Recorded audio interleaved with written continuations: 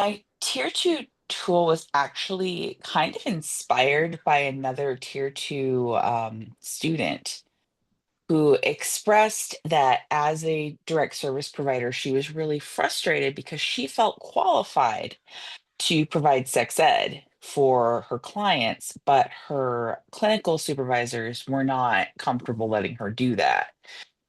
And I was like, if I had a direct service staff come up and say, like, well, I completed tier one, I'm ready to do sex ed, I would be like, with what?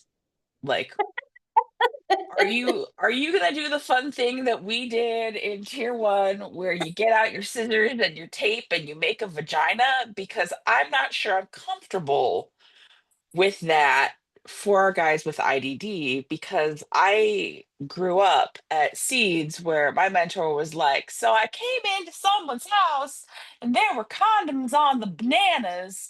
And I said, guys, what the heck? And they said, we're practicing safe sex. So at Seeds, we were always very like, no, you got to have concrete tools. Even though they make you uncomfortable, you got to have an actual, like, concrete, we'll call them anatomical models in case people who are watching this are squeamish, that you get at the sex store. But so that's a long way to get to my tier two tool, which is basically I wanted to look online and see what is out there for social sexual curriculum. So when people have the confidence and like the background skills from completing share or tier one, what can I hand them to use with our clients that has these concrete exemplars and structure so that, because we work for the state and because I have a clinical license, if we get sued, we can say, hey, this is an evidence-based curriculum. This is our clinical background and training. Um, and so uh, for my tool, I started with seven social sexual curricula. I narrowed it down to three that I liked. And they were Elevatus, Seeds, and Relationships Decoded.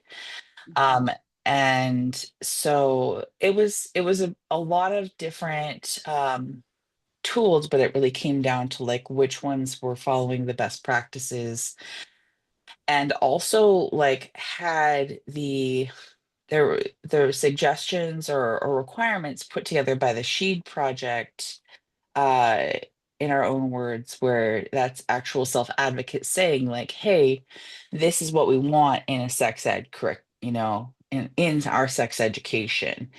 And they want, Mhm. role plays and interactive activities, video models, and oh golly, there was one other thing and I didn't write it down, but basically they want, those concrete experiences, but they also don't want just, someone just talking at them from a book.